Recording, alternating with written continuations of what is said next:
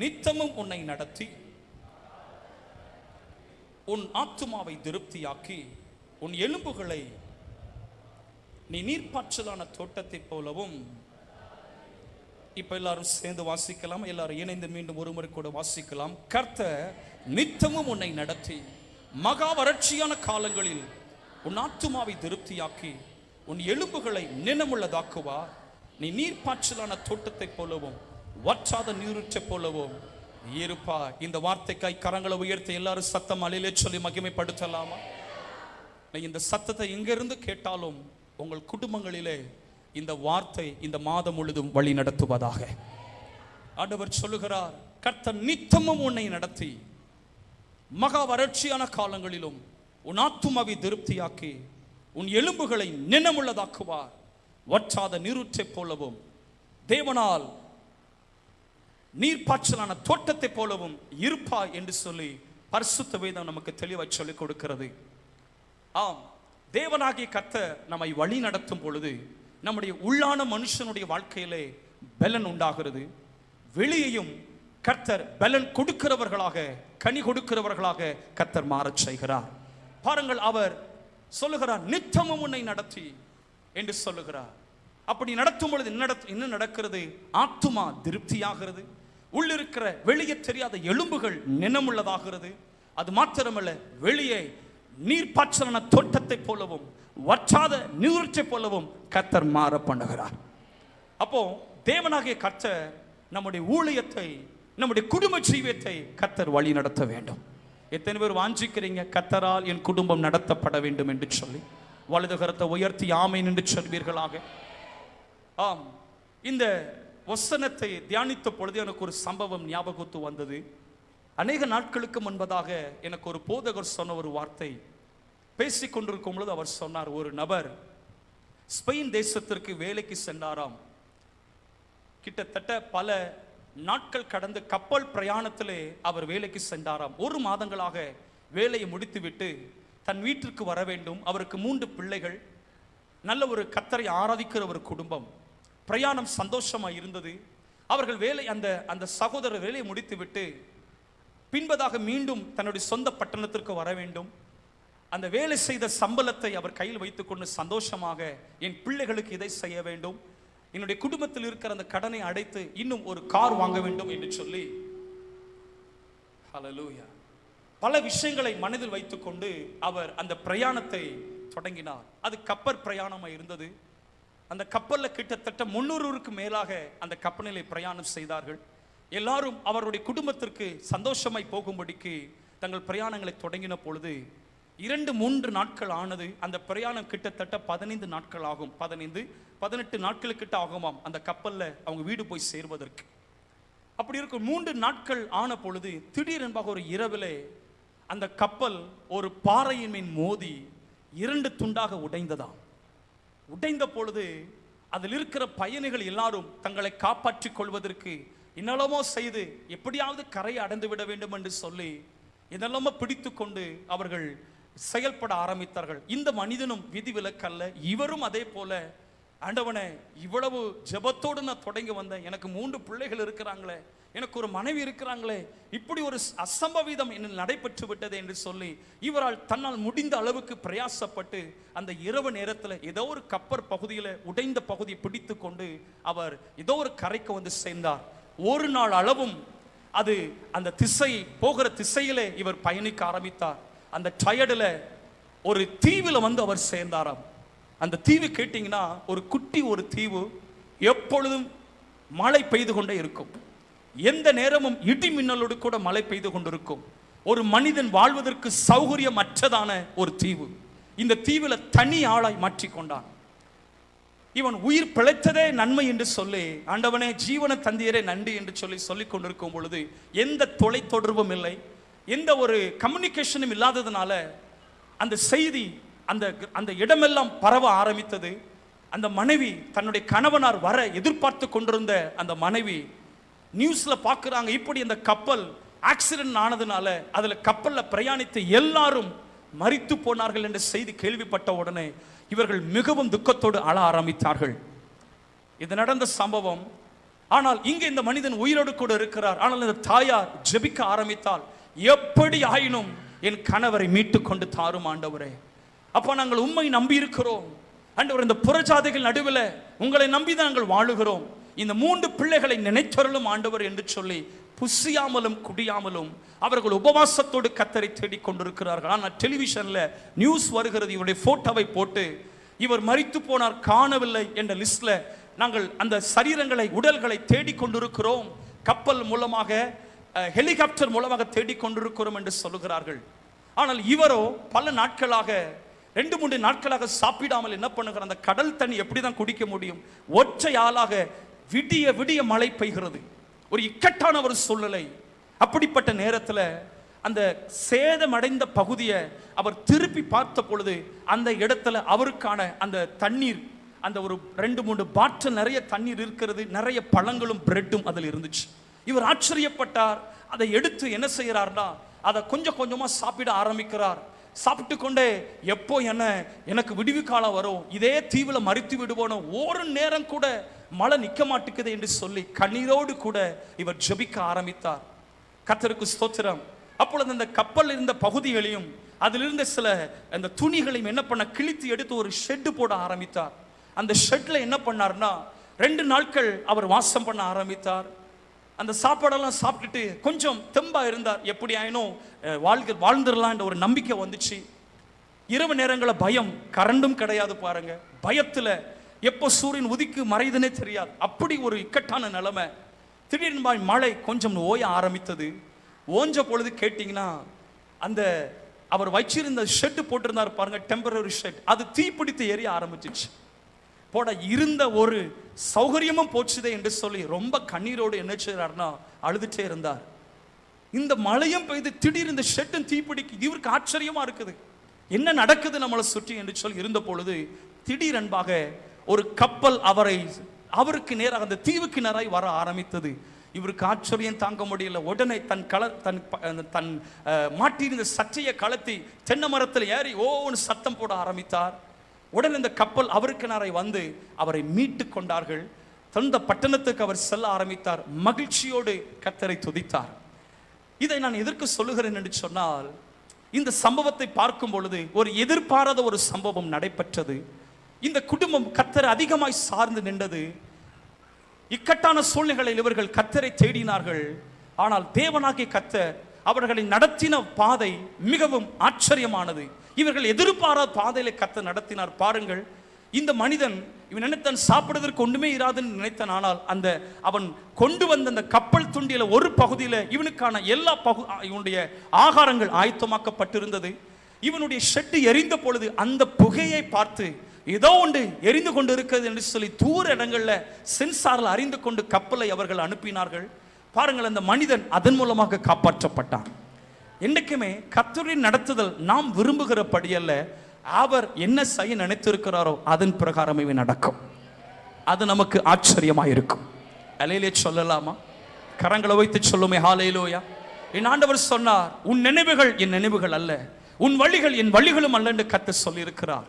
கர்த்தர் சொல்லுகிறார், நித்தமும் உன்னை நடத்தி மகா வறட்சியான காலங்களிலும் உன் ஆத்துமாவை திருப்தியாக்கி உன் எலும்புகளை நினமுள்ளதாக்கி உன்னை நீர்ப்பாய்ச்சலான தோட்டத்தை போலவும் வற்றாத நீருற்ற போலவும் உன்னை இருக்க செய்வேன் என்று கர்த்தர் இந்த பகல் ஆராதனையிலே கர்த்தர் திருவுளம் பற்றுகிறார். நம்முடைய குடும்பங்களை கர்த்தர் அதிகமாக நேசிக்கிறபடினாலே இந்த கர்த்தராகிய தேவன் நம்மை நித்தமும் நடத்த விரும்புகிறார்.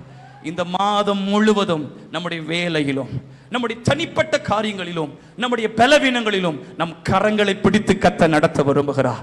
அப்படியே பக்கத்தில் இருந்தாங்கன்னா அவங்க கொஞ்சம் கரங்களை பிடிச்சி 2 ஷேக் பண்ணி 2 குழு கொடுத்து சொல்லுங்க, கர்த்தர் நித்தமும் உங்களை நடத்தி மகா வறட்சியான காலங்களிலும் உங்கள் ஆத்துமாவை திருப்தியாக்கி உங்கள் எலும்புகளை நினமுள்ளதாக்கி. சிலர் என்ன பார்க்குறீங்க, நல்லா அவங்கள முகத்தை பார்த்து சிரிச்சு சொல்லுங்க, உங்கள் எலும்புகளை நினமுள்ளதாக்கி நீர்ப்பாய்ச்சலான தோட்டத்தை போல வற்றாத நீருற்ற போல இருக்க பண்ணுவார். அல்ல கரங்களை தட்டி கர்த்தருக்கு நன்றி செலுத்திடலாமா? இந்த வார்த்தையின் படியே இந்த நாட்களில கர்த்தர் உங்களை வழி நடத்துவாராக. கர்த்தருக்கு ஸ்தோத்திரம். இந்த காலை நேரத்தில் இந்த வார்த்தையை தியானிக்க கர்த்தர் உதவி செய்தார். நேற்று இரவிலிருந்தே அநேக வார்த்தைகளை நான் கொடுக்க வேண்டும் என்று இருந்த பொழுது மிஸ்பாவையும் அதே போல பெத்தேல் அனுபவத்தின் குறித்து பேச வேண்டும் என்று இருந்த பொழுது கர்த்தருடைய ஆவியானவர் இந்த வார்த்தையை பிரத்யேகமாய் நடத்தலை சொல்லி இதை ஜனங்கள் மத்தியிலே பிரசங்கிக்க பண்ண தியானிக்க கர்த்தர் உதவி செய்தார். சபைக்கு அறிவிக்கிறேன், இந்த ஏசாயா 58 அதிகாரம் 11 வார்த்தையின்படி, நித்திய ஜீவனுள்ள வார்த்தையின்படி கர்த்தர் நடத்த விரும்புகிறார். நித்தமும் உங்களை நடத்துவார், நித்தமும் நம்மை நடத்துவார். நம்முடைய ஊழியங்களை, நம்முடைய குடும்பங்களை நித்தமும் நடத்துவார். நல்ல விசுவாசத்தோடு கரங்களை உயர்த்தி ஆமென் என்று சொல்லலாம். சத்தமா சொல்லுமே ஆமென். பரிசுத்த வேதாகமத்திலே ஒரு சில வேத வசனங்களை இதற்கு ஆதாரமாக எடுத்து நாம் தியானிக்க போகிறோம். எடுத்துக்கொள்ளுங்கள், உபாகமத்தின் புத்தகம் 32வது அதிகாரம், அதில் 11வது வசனத்தை வாசிக்க நாம் கேட்கலாமா? 32வது அதிகாரம், அதில் 11வது வசனத்தை வாசிக்க நாம் கேட்கலாம். கழுகு தன் கூட்டை கலைத்து, கழுகு தன் கூட்டை கலைத்து, தன் குஞ்சுகளின் மேல் அசைவாடி, தன் குஞ்சுகளின் மேல் அசைவாடி, தன் செட்டைகளை விரித்து, தன் செட்டைகளை விரித்து, அவைகளை எடுத்து, அவைகளை தன் செட்டைகளின் மேல் சுமந்து கொண்டு போகிறது போல, அவைகளை தன் செட்டைகளின் மேல் சுமந்து கொண்டு போகிறது போல, கர்த்தர் ஒருவரே அவனை வழி நடத்தினார். அந்நிய தேவன் அவரோட இருந்ததில்லை என்று சொல்லி நாம் வாசிக்க கேட்டோம். கர்த்தருடைய தாசனாகிய மோசே 40 வருடங்களாக இஸ்ரவேல் ஜனங்களை வனாந்தரத்திலே தேவனால் நடத்தப்பட்டு வரும் பொழுது இந்த வார்த்தை எழுதுகிறார். தேவனாகிய கர்த்தரிடத்தில் சொல்லிக் கொடுக்கிறார், கழுகு தன்னுடைய கூட்டை கலைத்து, தன் குஞ்சுகளின் மேல் அசைவாடி, தன் செட்டைகளை விரித்து, அவைகளை எடுத்து, அவைகளை தன் செட்டைகளின் மேல் சுமந்து கொண்டு போகிறது போல கர்த்தர் ஒருவரே இந்த வனாந்தர பிரயாணத்தில் உங்களை வழி நடத்தினார். உணர்த்தி சொல்லுகிறாங்க, நீங்க உணரணும். நான் இப்படி சொல்ல விரும்புகிறேன், கடந்த 4 மாதம் அளவும் கர்த்தர் ஒருவரே உங்களை கழுகு போல உங்களை சுமந்து இதுவரை நடத்தி வந்திருக்கிறார். நான் நீங்க சத்தமா கரம் வைத்து அல்லேலூயா சொல்லுவீங்கன்னு நினைச்சேன். எஸ், மனுஷனுடைய எண்ணங்களுக்கு அப்பாற்பட்டு தேவனாகிய கர்த்தர் உங்கள் ஒவ்வொருவரையும், உங்கள் குடும்பங்களையும் ஒரு கழுகு தன் சட்டைகளை விரித்து தன் குஞ்சுகளை சுமப்பது போல இந்த கர்த்தர் ஒருவரே நம்முடைய ஊழியத்தையும் நம்முடைய குடும்பங்களையும் வழி நடத்தி கொண்டிருக்கிறார். இனியும் நடத்துவார், இனியும் நடத்துவார். இந்த சத்தத்தை கேட்கிற யார் இருந்தாலும் தீர்க்க தரிசனமா சொல்லுகிறேன், இனியும் நடத்துவார். இந்த கழுகை குறித்து பார்ப்போம் என்றால், இது உயரமான இடத்திலே தன் முட்டைகளை இடுமாம். இந்த முட்டைகளை இடுவதற்கு அதற்கு ஒரு நல்ல ஒரு என்ன சொல்ல, ஒரு அமைப்பை அழகாய் செய்யுமா, கூட்டை அழகாக கட்டுமாம். இது என்ன செய்யும் என்றால், நல்ல முட்களை, கூரிய முட்களை எடுத்து சுற்றிலும் வைத்துவிட்டு சில பஞ்சி போன்ற நல்ல இறகுகளை அதன் மேல் வைத்து முட்டைகளை இடுமாம். இந்த முட்டைகளை இட்டு இந்த குஞ்சுகள் பொரித்த பின்பதாக இந்த குஞ்சுகள் வளர வளர வளர இந்த கழுகு என்ன செய்யும் என்றால் அதற்கு ஆகாரம் கொடுக்கும். கொஞ்சம் ரெக்கைகள்லாம் வந்த பிறகு அந்த இறகுகளை எல்லாம் எடுத்து விடுமா. இப்ப இந்த இறகுகளை எடுக்கும் பொழுது அதற்கு சௌகரியம் இல்லாமல் அங்கும் இங்கும் பறப்பதற்கு அது பிரயாசப்பட்டு கொண்டிருக்குமா. உடனடியாக தன் கூட்டை அது கலைக்குமா. நீ இருந்தது போதும், நீ கூட்டில் இருந்தது போதும், நீ ரொம்ப சஃபோசிகேட்டட் லைஃப்ல இருக்கிற, இதற்காக நான் உன்னை அழைக்கல என்று சொல்லிட்டு இந்த கழுகு என்ன செய்யும் என்று கேட்டால் கூட்டை கலைக்குமா. ஒரு முறை ஒரு போதகரிடத்தில் பேசிக் கொண்டிருந்த பொழுது இந்த வார்த்தை எனக்கு சொல்லிக் கொடுத்தார். அதை உங்க ஞாபகம் வரனால சொல்லுகிறேன்.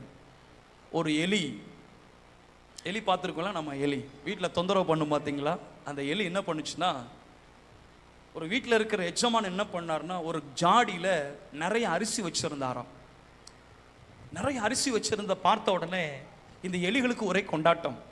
அப்போ நிறைய எலிகள்லாம் ஃப்ரெண்ட்ஸ் எல்லாம் சொல்லிச்சான், எடே இது வேண்டாம், இது இருந்தாலே நமக்கு ஆபத்து, நம்ம வெளி இடங்களில் என்ன செய்வோம், நம்ம பிரயாசப்படுவோம்னு சொன்ன உடனே, போடா நீ வச்சுக்கோ, எனக்கு நல்ல ஆகாரம் கிடைச்சி சொல்லிட்டு அது என்ன பண்ணுச்சுன்னா, அதுக்குள்ள போய் என்ன பண்ணுச்சுன்னா அந்த அரிசியை சாப்பிட ஆரம்பிச்சிச்சு.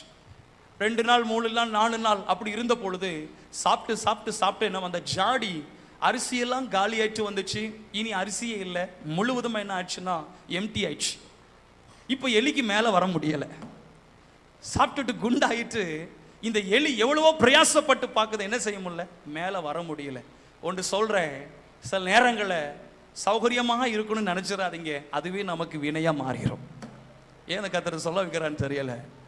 சில நேரங்களை கத்தர் சில பிரச்சனைகளை உண்டு பண்ணுறாருனா, சில பாடுகளை கத்தர் அனுமதிக்கிறார்னா, உங்களை இன்னும் கத்தர் நடத்துகிறன்னு விரும்புகிறார். அவர் இன்னும் உங்களை முன்னேற்றணும்னு கத்தர் விரும்புகிறார். உங்களை ஒரு வளமிக்க தோட்டத்தை போல கத்தர் எழுப்பணும்னு கத்தர் விரும்புகிறார். இந்த கழுகு தன் கூட்டை கலைத்து என்ன செய்கிறது என்று சொன்னால், அந்த குஞ்சுகளை பறக்க விடுது. இந்த குஞ்சுகளை அப்படியே சட்டைகளில் எடுத்துக்கொண்டு போய் உயரங்களை கொண்டு போய் என்ன செய்யணும், அப்படியே கொஞ்சம் பறந்துட்டு இருக்கும்போது இந்த குஞ்சுகள் நினைக்குமா, எப்பாடா கொஞ்சம் நமக்கு விடுதலை கிடைச்சிச்சு. இந்த கழுதையுடைய நம்முடைய அந்த தாயுடைய அந்த சிறகு மேல இருப்பதனால கொஞ்சம் சந்தோஷமா இருந்தா. ஆனா என்ன தெரியுமா பண்ணுச்சு இந்த கழுகு, உடனடியாக அந்த சிறகில் இருந்து அப்படி தள்ளி விட ஆரம்பிச்சிச்சு. இது சற்று எதிர்பார்க்கல, இந்த கழுகு குஞ்சுகள் சற்று எதிர்பார்க்கல என் தாய் இப்படி பண்ணுவாங்கன்னு சொல்லிட்டு. சில நேரம் பிரச்சனைகளை கத்தர் வேண்டுமென்றே கத்தர் அனுமதிப்பார். நான் சொல்றேன், பிறகு சொல்லிக் கொடுக்கிறேன். வேணுக்குனே ஆண்டவர் செய்வார். எதற்கு தெரியுமா, நீங்களும் நானும் இன்னும் ஸ்திரப்படுவதற்கு, அவரை போல பலன் உள்ளவர்களாய் கனி கொடுக்கிறவர்களாய் மாறுவதற்கு. இந்த குஞ்சுகள் என்ன தெரியுமா போன, ஐயோ விட்டுறான்னு சொல்ல, ஐயோ ஐயோன்னு சொல்லி சத்தம் போட்டு வேண்டுமென்றே சிறகை எடுத்து அடிக்க ஆரம்பிக்குமாம். அதை பார்த்து சந்தோஷம் அடையும். பின்பது என்ன தெரியுமா செய்யும், கொஞ்சம் கீழே வந்த உடனே இந்த கழுகு வேகமா வந்து அதை மீண்டும் சட்டைகளில் வைக்குமா, மீண்டும் உயர கொண்டு போகும். எப்பா கொஞ்சம் நான் தப்பிச்சிட்டப்பான்னு சொன்ன, மீண்டும் அதை என்ன செய்யுமா, விட்டுருமா. விட்ட பிறகு மீண்டும் கீழே வரும். இப்படியாக நிறைய ப்ராசஸ் வச்சு ஆட்டோமேட்டிக்காக அதை பறக்க வைக்கிற வைக்கும் இந்த கழுகு விடவே விடாதான். இதே போலதான் கர்த்தர் ஒரு கழுகு தன் கூட்டை கலைத்து அந்த குஞ்சுகள் மேல் அசைவாடி அந்த செட்டைகளின் கீழே விரித்து அவைகளை எடுத்துக்கொண்டு சுமப்பது போல உங்களையும் என்னையும் கர்த்தர் சுமந்து கொண்டிருக்கிறார். இதுவரை அவர் ஒருவரை நடத்தி கொண்டிருக்கிறார். முடிந்த கரங்களை தட்டி கர்த்தருக்கு நன்றி சொல்லி தரலாமா? இந்த மே மாதத்துல இனியும் உங்கள் குடும்பங்களை நடத்துவார் அவர். ஒரு கழுகு தன் சட்டைகளை விரித்து சட்டைகளில் சுமப்பது போல இனியும் உங்களை வழி நடத்துவார். நல்ல சத்தம் அல்லேலூயா சொல்லலாமா? ஹல்லேலூயா. பரிசுத்த வேதாகமத்தில் பார்க்கும் பொழுது எப்படியெல்லாம் கர்த்தர் நடத்தினார் என்று சொல்லி நம் வேதத்தில் பார்க்க முடியும். ஒரு சில வசனங்களை மாத்திரம் பார்க்கலாமா? எடுத்துக்கொள்ளுங்கள். யாத்திராகமத்தின் புத்தகம் 13ஆம் அதிகாரத்தை திருப்பிக் கொள்வோம். யாத்திராகமம் 13வது அதிகாரம் 21, 22 ஆகிய வசனங்களை வாசிக்க நாம் கேட்கலாமா? யாத்திராகமம் 13வது அதிகாரம் அதிலே 21, 22 ஆகிய 2 வசனங்களை வாசிக்க நாம் கேட்கலாம். அவர்கள் இரவும் பகலும் வழிநடக்க கூடும்படி கர்த்தர் பகலில் அவர்களை வழிநடத்த மேகஸ்தம்பத்திலும்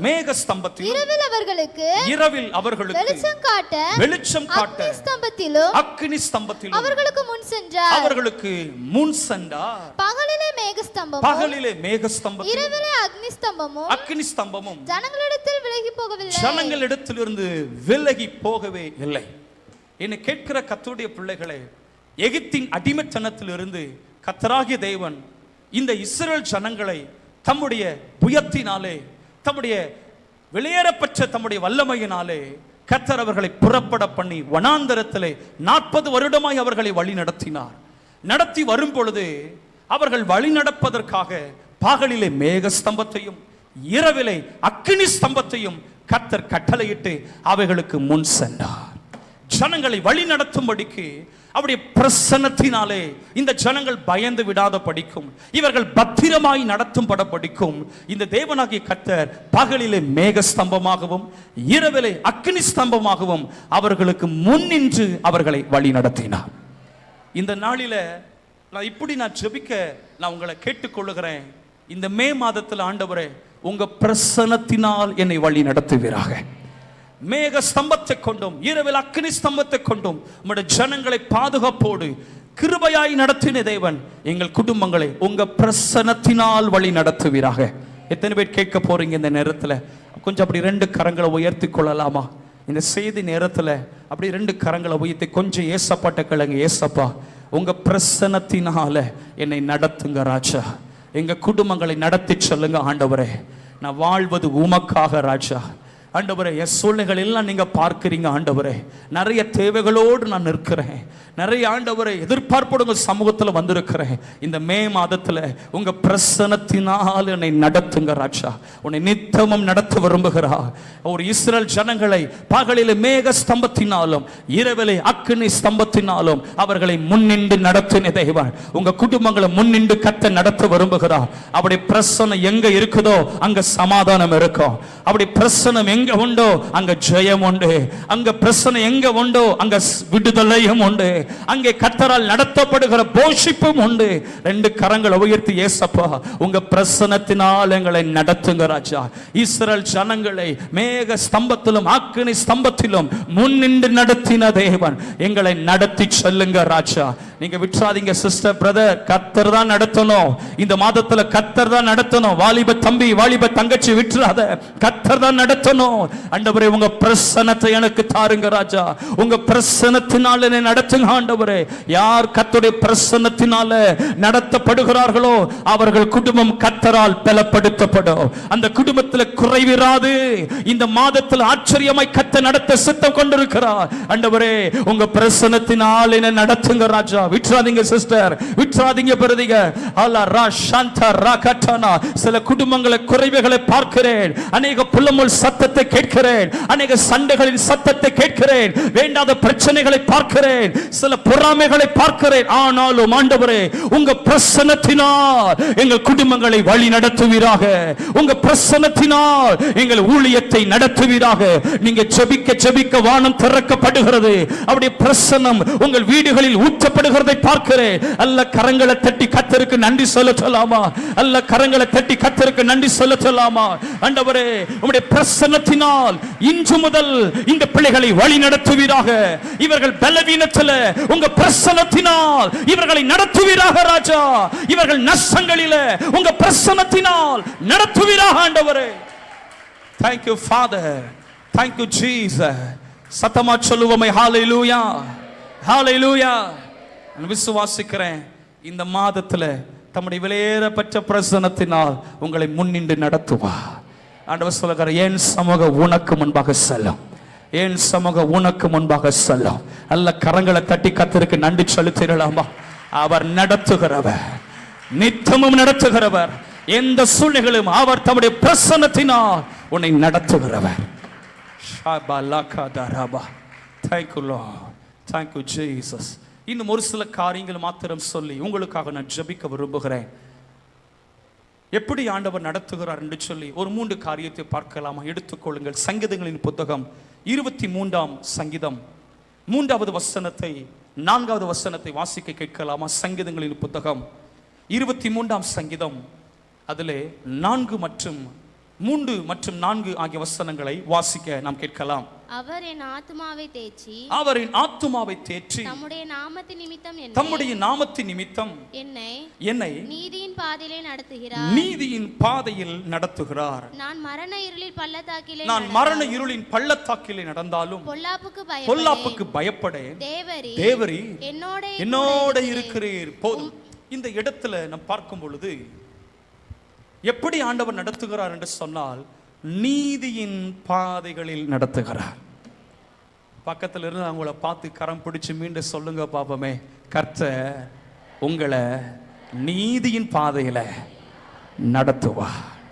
ஹல்லேலூயா சொல்லுமே, ஹல்லேலூயா. ஆண்டவருடைய அந்த வசனங்கள் ஆச்சரியமா இருந்துச்சு. அதை தியானிக்கும் பொழுது ஆண்டவர் எப்படி ஜனங்களை நடத்துவீங்கன்னு கேட்ட பொழுது ஒரு சங்கீதக்காரன் இப்படி அழக அனுபவத்தோடு சொல்லுகிறார், என் ஆத்துமாவை தேற்றி தம்முடைய நாமத்தின் நிமித்தம் என்னை நீதியின் பாதையில் நடத்துகிறார் என்று சொல்லுகிறார். இந்த நாளிலும் சொல்லுகிறேன், எப்படி ஆண்டவர் நம்ம நடத்த போகிறார்? இந்த சத்தத்துக்கீழா இருக்கிற வேத வசனத்தை தியானித்துக் கொண்டிருக்கிற ஒவ்வொருவருக்கும் சொல்லுகிறேன், அவர் தம்முடைய நாமத்தின் நிமித்தம் உங்களை நீதியின் பாதையில் நடத்துவார். இந்த நீதியின் பாதையில் ஏன் அப்படின்னு கேட்டீங்கன்னா, வேதம் சொல்லுகிறது 12வது நீதிமொழிகள்ல 12வது அதிகாரம் அதுல பார்க்கிறோம் 28ஆம் வசனத்துல சொல்லப்பட்டிருக்கிறது, அந்த நீதியின் பாதையில் ஜீவன் உண்டு, அந்த பாதையில் மரணம் இல்லை. அந்த பாதையில ஜீவன் உண்டு. என் ஆண்டவர் நடத்துறான்னா சரியா தான் நடத்துவார். அவர் ஒருபோதும் கர்த்தர் பொய் சொல்ல மாட்டார். ஹல்லேலூயா, ஹல்லேலூயா. எத்தனை பேர் வாஞ்சிக்கிறீங்க என் குடும்பத்தை கர்த்தர் நீதியின் பாதையில நடத்தணும்? அதுதான் நமக்கு ஆசீர்வாதம். அதுல தான் ஜீவன் இருக்கிறது. பரிசுத்த வேதம் சொல்லுகிறது. வாசிக்க நம்ம கேட்கலாமா? வாசிக்க கேட்கலாம். அந்த நீதிமொழிகளின் புத்தகத்துல 8ஆம் அதிகாரத்தை திருப்பிக் கொள்ளுங்களேன். 8வது அதிகாரம் 20ஆம் வசனத்தையும் 21வது வசனத்தையும் வாசிக்க நாம் கேட்கலாமா? நீதிமொழிகள் 8வது அதிகாரம் அதுல 20ஆம் வசனத்தையும் 21வது வசனத்தை வாசிக்க கேட்கலாமா? என்னை சிநேகிக்கிறவர்கள் மெய்ப்பொருளை சுதந்தரிக்கும்படிக்கும் அவர்களுடைய களஞ்சியங்களை நான் நிரப்பும்படிக்கும் அவர்களை நீதியின் வழியிலும் நியாய பாதைகளுக்குள்ளும் நடத்துகிறேன் என்று கர்த்தர் திருவுளம் பற்றுகிறார். பாருங்கள், இந்த கர்த்தர் யாரை நீதியின் பாதையிலும் நியாயங்கள் உள்ள அந்த பாதைகளுக்குள்ளும் நடத்துகிறேன் என்று சொல்லுகிறார்னா, வேதம் சொல்லுகிறது, அந்த மேல் வசனத்துல வாசிச்சோம், என்னை சிநேகிக்கிறவர்களை நான் நீதியின் பாதையில் நடத்துகிறேன். அப்போ நாம் இந்த மாதங்களில நம்ம என்ன செய்யணும்னா, இன்னும் அவரிடத்தில் அன்பு கூறுகிறவர்களாக நாம் எழும்ப வேண்டும். இன்னும் அவரிடத்துல ஆவியோடு உண்மையோடும் ஆராதிக்கிறவர்களாக நம்ம எழும்பணும். கர்த்தர் சிலவற்றை சொல்றார்னா நம்ம கேட்டோம்னா நம்ம பாக்கியவான்கள். அன்று சொல்கிறாரு, என்னை சிநேகிக்கிறவர்கள் மெய்ப்பொருளை சுதந்தரிக்கும்படிக்கும் அவர்களுடைய களஞ்சியங்கள் நிரம்பத்தக்கதாக அவர்களை நீதியின் பாதையிலும் நியாயங்கள் உள்ள பாதைகளுக்குள்ளும் நான் நடத்துகிறேன் என்று கர்த்தர் சொல்லுகிறார். அப்போ அவரை சிநேகிக்கிற குடும்பங்களை கர்த்தர் என்ன செய்கிறார் தெரியுமா? மெய்ப்பொருளை சுதந்தரிக்க பண்ணுகிறார். மெய்ப்பொருள் என்று சொன்னா அதுதான் ரட்சிப்பு, நித்திய ஜீவன், தெய்வீக வழி நடத்துதல், சுகம், ஆரோக்கியம். இதெல்லாம் கர்த்தர் கொடுக்கிற வெளியேறப்பட்ட பொக்கிஷங்கள். அது கர்த்தர் கொடுக்கிற சுதந்திரம். ஆண்டவர் அந்த சுதந்திரங்களை நாம் சுதந்தரிக்கும்படிக்கும் நம்முடைய குடும்பங்களிலே நம்முடைய களஞ்சியங்கள் நிரம்பும்படிக்கும் சந்தோஷத்தினால சமாதானத்தினால கர்த்தர் அளிக்கிற அந்த நன்மையினால நம் குடும்பம் நிரம்பத்தக்கதாக நீதியின் பாதையில் கர்த்தர் நடத்துகிறார். யாரை கர்த்தர் நடத்துகிறான்னு சொன்னேன்? அவரிடத்துல அன்பு கூறுறவங்களை சொல்லுங்க. அவரிடத்துல ஆண்டு சொல்லுங்க, என்னை சிநேகிக்கிறவர்கள். அந்த வசனத்தை சேர்ந்து வாசித்திரலாமா? அந்த வசனத்தை சேர்ந்து வாசித்திரலாமா எல்லாரும்? நீதிமொழிகள் 8வது அதிகாரம். எல்லா ஆண்கள் சைடும் பெண்கள் சைடில் இருக்கிற எல்லாரும், பின்னால் இருக்க எல்லாரும் சேர்ந்து வாசிக்கும்படி கேட்கிறேன். என்னை சிநேகிக்கிறவர்கள் மெய் பொருளை சுதந்தரிக்கும்படிக்கும் அவர்களுடைய களஞ்சியங்களை நான் நிரப்பும்படிக்கும் அவர்களை நீதியின் வழியிலும் நியாய பாதைகளுக்குள்ளும் நடத்துகிறேன். எஸ், நாம் இன்னும் அவர் இந்த மாதத்தில் நம்ம இன்னும் அவரிடத்தில் அன்பு கோரணும். அவரிடத்தில் அன்பு கூர்ந்தா ஞாயிற்றுக்கிழமை ஆராதனை நமக்கு ஆசீர்வாதமாக இருக்கும். சபை கூடி வரும் பொழுது ஆண்டவரே என்று நம்மளை தாழ்த்தி ஆராதிக்கும் பொழுது ஆரம்பத்திலே கர்த்தர் பிரசன்னத்தினால நிரப்புவார். பரிசுத்த ஆவியானவர்களை பலப்படுத்துவா. வார்த்தையை தந்து ஆத்துமாவை திருப்தியாக்குவா. அந்த வாரம் முழுவதும் நமக்கு பலனா இருக்கும். ஹல்லேலூயா. நம்ம அவரிடத்துல அன்பு கோரணும். ஆண்டவர் உம்மை நேசிக்கிறப்பான்னு சொல்லணும். உங்களை ரொம்ப நான் விரும்புகிறேன்ப்பா, உங்களை ரொம்ப நேசிக்கிறப்பா. உலக நேசம் தேவனுக்கு விரோதமான பகை. இன்னைக்கு நிறைய பேர் அதில் மாட்டிக்கொள்றாங்க. தான் செய்வது தான் சரி என்று நினைக்கிறாங்க. இல்லை பிரதர், கர்த்தர் உங்களை நீதியின் பாதையில் நடத்தணும் விரும்புகிறா.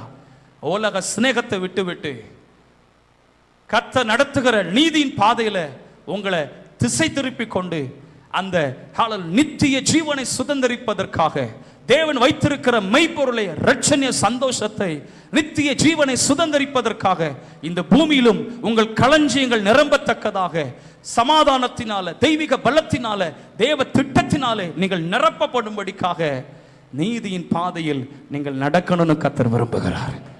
ஹல்லேலூயா சொல்லலாமா? சொல்லுமே ஹல்லேலூயா.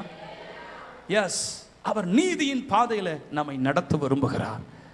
அது சரியான பாதை, சத்தியத்தின் பாதை. நீதினாக என்ன என்ன நான் சொல்லிருட்டுமா? எடுத்துக்கொள்ளுங்கள். நீதிமொழிகள் 8ஆம் அதிகாரத்திலே 8ஆம் வசனத்தை பாருங்க. அங்க சொல்லப்பட்டிருக்கிறது.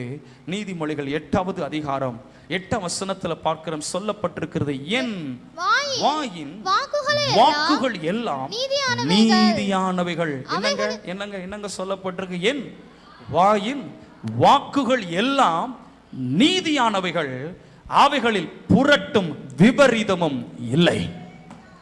தேவனுடைய வாயிலிருந்து புறப்படுகிற வாக்குகளில் இருந்து, வசனத்தில் இருந்து புரட்டும் இல்லை, விபரீதமும் இல்லை. சொல்ல புரியுதா உங்களுக்கு? அப்படிப்பட்ட நீதியான வார்த்தைகளை கொண்டு கர்த்தர் நம்மை நடத்த விரும்புகிறார். அந்த பாதையில ஜீவன் உண்டு. ஆமே, சொல்லுமே ஆமே. எத்தனை விசுவாசிக்கிறீங்க? என் குடும்பத்தை கர்த்தர் நீதியின் பாதையில் நடத்தணும், வசனத்தினால கர்த்தர் நடத்தணும், வசனத்தினால கர்த்தர் நடத்தணும். எத்தனை விசுவாசிங்க? அவர் நடத்துவார், அவர் நடத்துவார். அவர் சொல்ல ஆகும், அவர் கட்டளையிட நிற்கும். எத்தனை நேரம் நம்புறீங்க? என் வாழ்க்கையில் அவர் என்ன சொன்னாரோ அது நிச்சயம் நிறைவேறும். என்னை நீதியின் பாதையில நடத்துவார். ஹல்லேலூயா, ஹல்லேலூயா. முதல்ல அவர் நீதியின் பாதையில் நம்மை நடத்துவார். இரண்டாவதாக எப்படி கர்த்தர் நடத்த விரும்புகிறார் எடுத்துக்கொள்ளலாம். சங்கீதங்களின் புத்தகம் 78ஆம் சங்கீதத்தை திருப்பிக் கொள்வோம். சங்கீதங்களின் புத்தகம் 73ஆம் சங்கீதம், 73வது சங்கீதம், அதிலே 24வது வசனத்தை வாசிக்க நாம் கேட்கலாமா? 73வது சங்கீதம், அதிலே 24ஆம் வசனத்தை வாசிக்க கேட்கலாம். உம்முடைய ஆலோசனையின்படி நீர் என்னை நடத்தி முடிவிலே என்னை மகிமையிலே ஏற்றுக்கொள்வீர் என்று சொல்லுகிறார். இதுல கர்த்தர் எப்படி நடத்த விரும்புகிறார்? இரண்டாவதாக தம்முடைய ஆலோசனையின்படி அவர் நடத்த விரும்புகிறார். அவர் ஆலோசனையின்படி இந்த மாதங்களில் கர்த்தர் நம்மை நடத்தணும். எத்தனை படி வாஞ்சிக்கிறீங்க? என்னை நீதியின் பாதையில கர்த்தர் நடத்தணும், அவருடைய ஆலோசனை தந்து என்னை நடத்தணும். வேதம் சொல்லுகிறது, கர்த்தருடைய ஆலோசனை ஒன்றே நிலை நிற்கும், அது தலைமுறை தலைமுறையாகவும் நிலை நிற்கும். ஆண்டவர்கிட்ட எப்பவுமே கேட்கணும், ஆண்டவரே ஏன் ஆலோசனை இல்லப்பா, உங்க ஆலோசனை, நீங்க கொடுக்கிற அந்த ஆலோசனை என் வாழ்க்கையில நிறைவேறணும் ஆண்டவரே, அப்படி என்னை நடத்துங்க ராஜா. அது துவக்க அற்பமா இருந்தாலும் முடிவு சம்பூர்ணமா இருக்கும். ஒரு முறை இந்த ஆலயம் கட்டப்பட்ட பின்பதாக நான் பாஸ்டையாவற்ற கூடன்குளத்தில் எங்கள் பாஸ்டையா இருக்கிறாங்க. இப்போ சரியர் பலவீனத்தில் இருக்கிறாங்க. அப்போ அந்த நாட்களில் இந்த பாதை விஷயமாக நான் அவர் இடத்துல போனேன். எல்லா பாதையும் அடைச்சிட்டாங்க பாஸ்டர், எனக்கு என்ன செய்வதுன்னு தெரியலை, நான் ஒரு பெட்டிஷன் எழுத போகிறேன், இந்த பாதை விஷயமாக என் கையில் ரெக்கார்டிக்கலாக எல்லாம் பர்ஃபெக்டாக இருக்குது, ஆனால் பாதை இல்லை, இந்த ஜனங்கள் எப்படி வருவாங்க ஆராதிக்க என்று சொல்லிவிட்டு நான் என்ன பண்ணேனுங்க, பாஸ்டர்கிட்ட போய் ஒரு பேப்பரும் பேனாவை எடுத்துகிட்டு போய் நின்று எழுத போகிறேன். சொல்லுங்கள், என் பேர் எழுதிட்டு அனுப்புனர் போட்டு என் பேரில் பெருனர் போட்டு கலெக்டர் ஆஃபீஸ் மூடு பேர்லாம் எழுதியாச்சு. அப்போ அடுத்து ரெஸ்பெக்டட் சார் கீழே எழுத ஆரம்பிக்க போகிறேன், என்ன பண்ணுற அப்படின்னு கேட்டாங்க. அப்போ சும்மா கடை பேப்பர் இதுக்கு தூர போட்டு நீ போய் ஜோம் ஒன்று அப்படின்ட்டாங்க. எனக்கு பாஸ்டர் இது ரொம்ப சீரியஸான பிரச்சனை, வழி இல்லாமல் எப்படி நாம் ஆராதிக்க முடியும், ஒரு இடம்னா வழி வேணும்ல பாஸ்டர், அதை மாற்றி போட்டுட்டாங்க, எனக்கு என்ன செய்வேன்னு தெரியலை, நான் இங்கே இருக்கேன் நீங்கள் அங்கே இருக்கீங்க, நான் உங்கள் இடத்துல சொல்லி உங்கள் ஆலோசனை கேட்க விரும்புகிறேன்னு சொன்னால் அவங்க சொல்கிறாங்க பேப்பரை கிழிச்சு போட்டு போய் ஜோமுன்னு அப்படிங்கிறாங்க. நானும் அப்படியே என்ன செய்கிறேன், செஞ்சேன், போனேன், முழங்கால போட்டு ஏசப்பா எனக்கு வழி தெரியலை, ஜெபிக்க சொல்கிறாங்க, நான் ஜெபிக்கிறேன், எனக்கு ஏதாவது செய்தல, நீங்கள் கொடுத்த ஊழியம், நீங்கள் கொடுத்த திட்டம், இப்படிப்பட்ட பிரச்சனையில் எனக்கு என்ன பண்ணுன்னு தெரியலைன்னு சொல்லி சொன்ன பொழுது நான் ஒரு அரை மணி நேரம் ஜபிச்சிருப்பேன், சாரி ஒரு 20 நிமிஷம் ஜபிச்சிருப்பேன். ஜபிச்சுட்டு மீண்டும் வந்தேன்.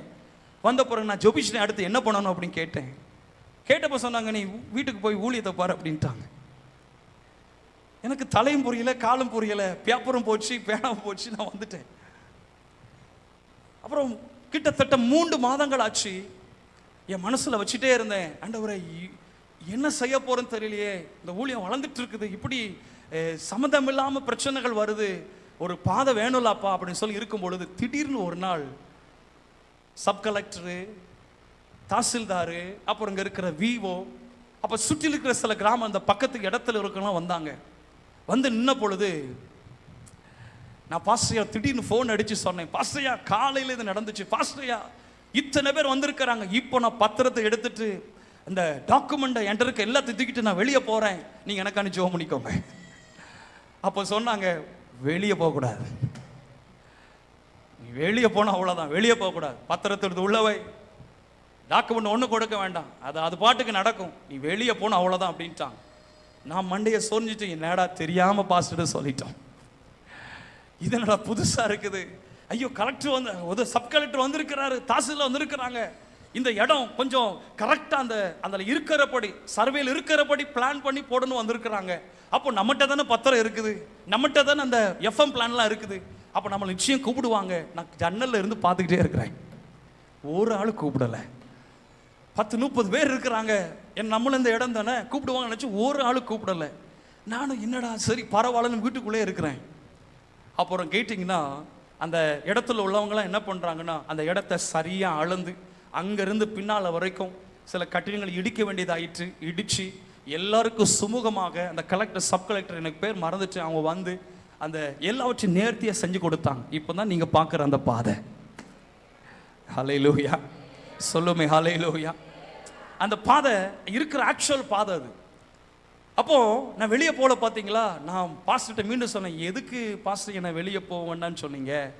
அப்போ சொன்னேன், இப்போ உனக்கு புரியாது. அவங்க ரொம்ப பேச மாட்டாங்க, சொன்னால் அப்படியே இருக்கும். இப்போ புரியாது, நீ பிறகு புரிஞ்சுக்குவா, உன் ஊழியத்தை பாருங்க. கொஞ்ச நாள் கழிச்சு தான் புரிஞ்சுக்கிட்டேன், நம்ம மாத்திரம் பெட்டிஷன் எழுதி கொடுத்துருந்தா ஊராரெல்லாம் பகையாக இருந்திருப்பாங்க. என்னென்ன பேர்லாம் எழுதி கொடுத்தோமோ அந்தந்த பேரில் உள்ளவன் யார் பெட்டிஷன் கொடுத்தா நம்ம பேர் வந்துடும் பார்த்தீங்களா, உடனே அன்னையிலிருந்து பகையாளியாக மாறியிருப்பாங்க. அதுக்கு பிறகு நான் மட்டும் அன்னைக்கு அந்த இடத்துல போய் நின்றுந்தோம்னா அப்போ அந்த பாஸ்டரும் சேர்ந்து தான் பண்ணுறாரு அப்படின்னு நினச்சிருப்பாங்க. ஆனால் கர்த்தர் எல்லாவற்றிலும் இருந்து என்னை கிருபையாக கர்த்தர் விடுவித்தார். இன்றைக்கும் ஊராரோடு கூட எல்லாரோடு கூட நட்போடு பழக கர்த்தர் உதவி செய்திருக்கிறார். கரங்களை உயர்த்தி அலையில சொல்லுவோமா? சில நேரங்களில் கர்த்தர் கொடுக்கிற அந்த ஆலோசனையை நம்ம கேட்டு நடந்தோம்னா அது தற்காலத்தில் நமக்கு அது கஷ்டமாய் தோன்றும், ஆனால் முடிவிலே அது மகிமையாயிருக்கும். ஆண்டவருடைய நடத்துதலுக்கு நம்ம விட்டு கொடுக்கணும் சிஸ்டர் பிரதர். சிலர் நம்ம மூளையில் நம்ம என்னெல்லாமோ பண்ணிடலாம் நினைக்கிறோம், நம்ம மனுஷர்கள் தான். ஆனா சில நேரங்களை கர்த்தர் நமக்கு சொல்லுகிறாரா? வேதம் சொல்லுகிற பிற்காலங்களில் நமக்கு நன்மை செய்யும் பொருட்டு சில நேரங்களை கர்த்தர் சோதிக்கிறார், சில நேரங்களை கர்த்தர் பாடுகளுக்கு உட்படுத்துகிறார், சில நேரங்கள் உபத்திரவங்களை கர்த்தர் கொடுக்கிறார். எதற்காக? நம் நன்மைக்காக. ஆமீன். வர மாட்டுக்க சத்தமா சொல்லுமை ஆமே. ஆனால் அந்த காலங்களில் ஆலோசனை தந்து கர்த்தர் நடத்துவார். அந்த ஆலோசனை கேட்டோம்னா நம்ம ரொம்ப பாக்கியவான்களா இருப்பாங்க. வேதத்தில் பார்த்தோம் என்றால் எத்தனையோ மனிதர்கள் தேவனுடைய ஆலோசனை கேட்டு நடந்ததனால வழிகள் அவர்களுக்காக திறந்திருந்திருக்கிறது. தேவனுடைய வாக்குத்தத்தங்களை சுதந்திரித்திருக்கிறாங்க. இந்த மே மாதத்திலும் கர்த்தருடைய ஊழியக்காரனா என்னை பலிபீடத்திலிருந்து தாழ்த்தி சொல்லுகிறேன், கர்த்தருடைய ஆலோசனையின்படி நடக்க உங்களை விட்டு கொடுப்பீர்கள் என்று சொன்னால் இந்த கட்டுகளிலிருந்து உங்களை விடுவித்து உங்களை ஜெயமாய் நடத்த என்றவர் வல்லவராய் இருக்கிறார். பரிசுத்த வேதாகமத்தில் பார்க்கிறோம். எடுத்துக்கொள்ளுங்கள் நீதிமொழிகளின் புத்தகம்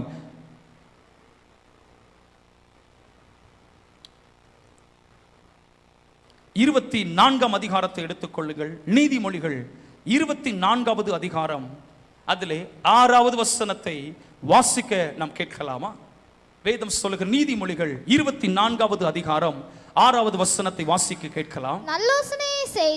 நல் யோசனை செய்து யுத்தம் பண்ணு.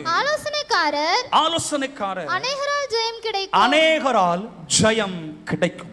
அப்போ ஆலோசனை இருக்கிற இடத்துல ஜெயம் நிச்சயமா கிடைக்குங்க. சிலர கர்த்தர் நமக்கு ஆலோசனை கொடுக்கிறாரா, அதன்படி நம்ம செயல்படணும், கீழ்ப்படுகிற பிள்ளைகளா இருக்கணும். பாருங்க, ஒரு தீர்க்கதரிசி எலியா ஒரு ராஜாவுக்கு முன்பாக போய் சொல்லுகிறான், கர்த்தருக்கு முன்பாக நிற்கிறனா நான் சொல்லுகிற வரைக்கும் மழை பெய்யாது. ராஜாவுக்கு முன்னாடி சொன்ன உடனே ஆண்டவர் அடுத்தவர்கிட்ட பேசுறாரு.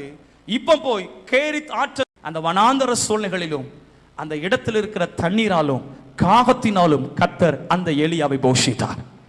கர்த்தருடைய ஆலோசனை துவக்க அற்பமா இருக்குங்க, ஆனா போக போக போகும் பொழுது கர்த்தருடைய வழி நடத்துதல போஷிப்ப பராமரிப்பை நம்ம கற்றுக்கொள்ள முடியும்.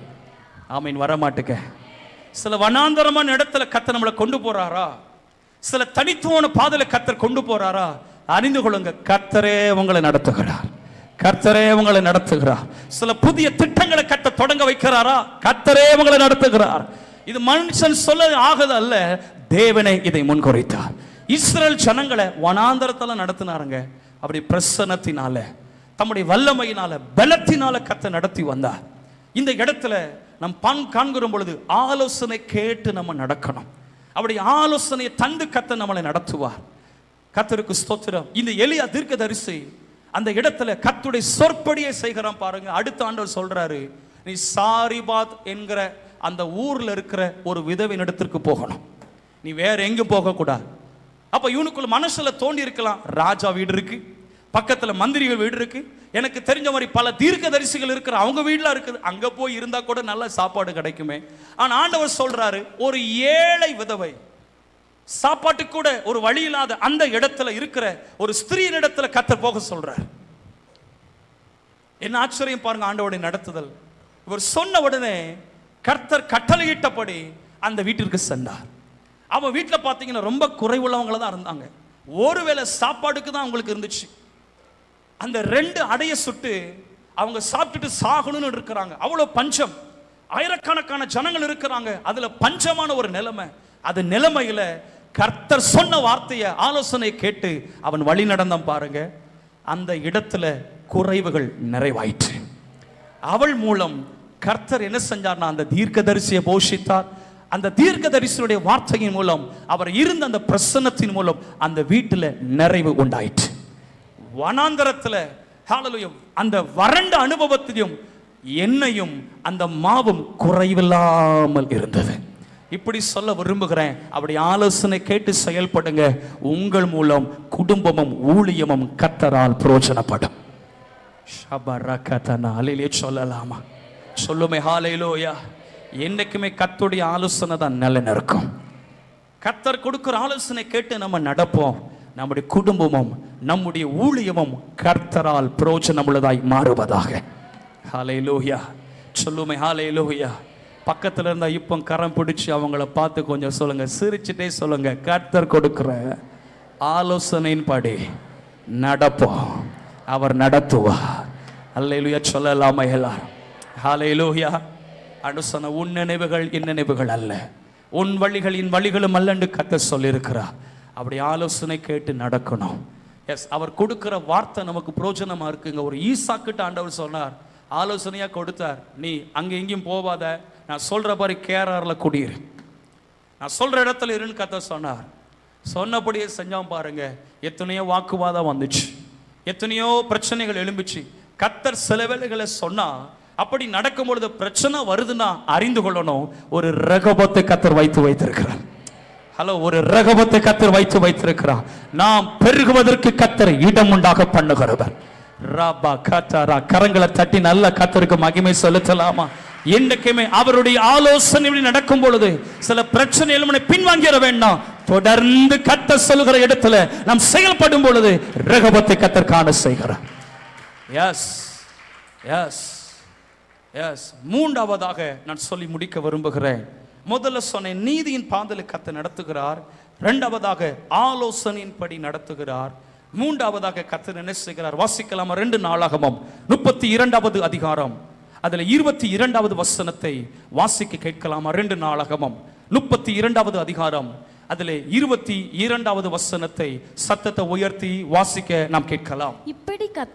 இப்படி கர்த்தர் எசேக்கியாவையும் எருசலேமின் குடிகளையும் அசிரியாவினுடைய ராஜாவாகிய சனகெரிப்பின் கைக்கும் மற்ற எல்லாருடைய கைக்கும் நீங்களாக்கி ரட்சித்து அவர்களை சுற்றுப்புறத்தாருக்கு விலக்கி ஆதரித்து நடத்தினார். அந்த வசனத்தை, அந்த கடைசி வசனத்துல அந்த கடைசி வார்த்தையை மட்டும் வாசிக்கலாமா? சுற்றுப்புறத்தாருக்கு விலக்கி ஆதரித்து நடத்தினார். நான் சொல்ல அப்படியே சொல்லுங்க பாப்போம். சொல்லுங்க. சுற்றுப்புறத்தாருக்கு விலக்கி ஆதரித்து நடத்தினார். எப்படி இப்படி நடத்துவாரா? அதை வாசிக்கும் பொழுது ஆச்சரியமா இருந்துச்சு. சுற்றுப்புறத்தாரால் வருகிற தீமைகளுக்கு விலக்கி கர்த்தர் நடத்துகிறார். இது மேன்மையான பாக்கியம். ஹல்லேலூயா. எத்தனை பேர் குடும்பங்களை வன்கண்ணை எழுப்ப வைக்கிறாங்க தெரியுமா? எழும்ப பண்றாங்க தெரியுமா? நம்ம இடத்தில் நன்மை பெற்றவங்க கூட மாறிடுறாங்க. எவ்வளவு வெகுவா தீமை செய்கிறாங்க. ஆனா கர்த்தர் இந்த பகல் ஆராதனையில கர்த்தர் சொல்றாரு, சுற்றுப்புறத்தாரால் வருகிற தீமைகளுக்கு கர்த்தர் விலக்கி நடத்துவார். கர்த்தர் விலக்கி நடத்துவார். கரங்களை உயர்த்தி நல்ல கர்த்தருக்கு ஒரு அல்லேலூயா சொல்லி மகிமைப்படுத்திடலாமா? ஹல்லேலூயா, ஹல்லேலூயா. எஸ், கர்த்தரால் ரட்சிக்கப்பட்ட ஜனமே, உங்கள் குடும்பங்களை கர்த்தர் நேசிக்கிறபடினால இந்த மே மாதத்தில் இந்த வாக்குத்தத்தமான வார்த்தையை கர்த்தர் கொடுத்து நடத்துகிறார். ஆம், அவர் சொல்லுகிறார், நீதியின் பாதையில் நடத்துவேன். அந்த நீதியின் பாதையில் நடக்கணும், என்ன பண்ணணும்? அவர் அதிகமாக நேசிக்கணும். ரெண்டாவது நான் சொன்னேன், அவர் ஆலோசனையை தந்து நடத்துகிறார்.